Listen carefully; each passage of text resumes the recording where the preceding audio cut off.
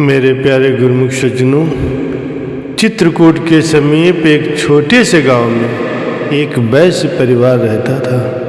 उसी परिवार में ही ललिताचरण नाम के एक लड़के का जन्म हुआ। माता पिता की आँखों का तारा इकलौता बेटा दोनों का प्राण प्यारा था। पिता सत्कर्मों में प्रवृत्त रहते थे। प्रातः उठकर स्नान आदि से निवृत्त होकर हनुमान चालीसा का पाठ करते थे, जिसे बालक बड़े ही ध्यान से सुनता था। 5 वर्ष की आयु में उसे हनुमान चालीसा पूरी कंठस्थ हो गई। अब वह भी नहा धोकर पूजा पाठ में शामिल होता और हनुमान जी की श्रद्धा भावना से पूजा करता एवं हनुमान चालीसा पढ़कर माँ को सुनाया करता था।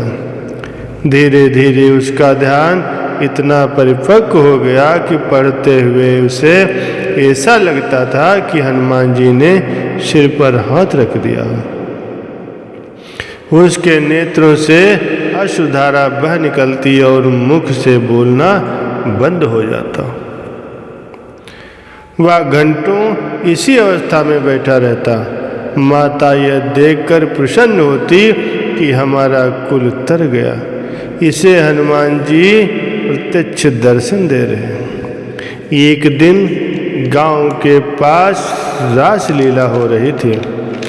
ये वहां भी पहुंच गया और भगवान श्री कृष्ण जी मथुरा जा रहे हैं। गोपियां विरह से व्याकुल प्रेम अश्रु बहा रही हैं। उसके बाद उद्धव जी वहां आए और गोपियों को समझाने लगे। ये लीला देखते देखते ललिताचरण भी सिसकियां लेने लगे। तन्मय अवस्था में क्या देखा कि हनुमान जी अपने प्रिय शिष्य ललिताचरण की व्यथा श्री कृष्ण जी को सुना रहे हैं। रासलीला से लौटकर वह कई दिन तक उसी दिव्य लीला को अंतर्मुखी देखने में मगन रहे। अब वह न किसी से बोलते न किसी की सुनते। खाना पीना भी सब छूट गया। रात दिन प्रेम अश्रु बहाते रहते। उसे ये विश्वास था कि ये सब हनुमान जी की कृपा से ही हुआ है। वो हनुमान चालीसा पढ़ लेते। रात को एक दिन स्वप्न में देखा कि हनुमान जी ने उनके कान में मंत्र फूंका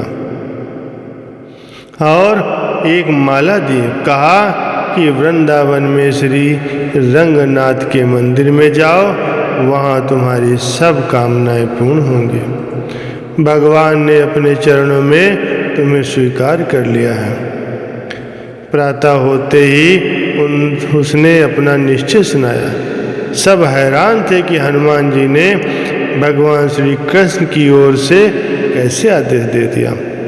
मंदिर में देखा तो हनुमान जी के स्थान पर गोप सखा खड़े थे।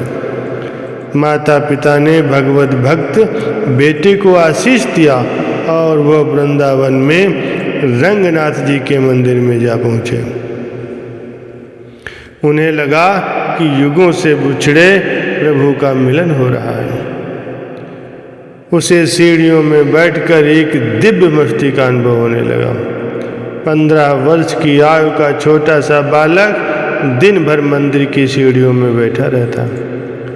उसको कोई उठाए या खाने को दे, उसे किसी से कोई सरोकार नहीं था। एक वृद्ध महात्मा उसे रोटी और छाछ एक समय पहुंचा देते। उसे वह लेकर यमुना जी पर चला जाता। उसे पाकर पुनः उसी मस्ती में झूमता हुआ उसी स्थान पर आ जाता। रात्रि होते ही वह कुंजों में चला जाता। वहाँ उसे साकार भगवान के दर्शन होते। उनसे बातें करता और कभी वो माखन चोरी की लीला देखता तो कभी चीर हरण की। सब लीलाएं उसके सामने प्रकट होती गई। एक दिन उसने कहा, कन्हैया, तेरे ग्वालों में कोई ललिताचरण सखा नहीं है? अपने सखा का जो तुझे प्रिय नाम हो वही मुझे बुलाया कर। कन्हैया ने कहा, ललिता, ललिता जैसा तुम्हारा अनन्य प्रेम है। बनोगी सखी? आज से 1 मास बाद शरद पूर्णिमा के दिन रात्रि समय तुम्हें सखी का रूप धारण करवा कर अपने में मिलाऊंगा। अब तो आँखों के सामने आने वाला समस्त रूप, कानों को सुनाई पड़ने वाला प्रत्येक नाम एकमात्र कृष्ण का ही रूप और श्री कृष्ण का ही नाम हो गया था। सभी नाम उसी दिव्य नाम में लय हो गए थे। कानों से जो कुछ सुनता उसमें कृष्ण नाम सुनाई पड़ता, आँखों से जो कुछ भी देखता सब और कृष्ण ही कृष्ण थे। 15-16 वर्ष उन्मत्त अवस्था में बीत गए। आज शरद पूर्णिमा है। पूरे वृंदावन में धूम मची है। यहाँ दिल का वृंदावन भी एक सखी के रूप में बनकर कन्हैया संग नाचेगा। आज उस छलिया से कहूँगा कि बहुत हो गया, कभी मिलते हो तो कभी बिछुड़ते हो। अब एक ही बार ऐसी गोपी बनाओ कि रास में रसिक बिहारी में समा जाऊं। ऐसे भावुक मन को लेकर मुरली की मधुर तान की ओर खिंचा चला गया। उसे आते हुए देख श्री कृष्ण ने ललिता सखी की ओर इशारा किया। वह गोप नहीं गोपी बनकर रास मंडल में आया और श्री कृष्ण के पीताम्बर के नीचे सदा सदा के लिए रसिक प्रेमी बन गया। दूसरे दिन लोगों ने पूछा, वो दीवाना कहाँ गया? साधु बाबा ने उत्तर दिया, जिसके इश्क में दीवाना था उस आशिक ने अपना लिया। ये हार्दिक प्रेम का नाता और पूर्व जन्म की अधूरी साध को पूरा करने के लिए ही यहाँ आया था।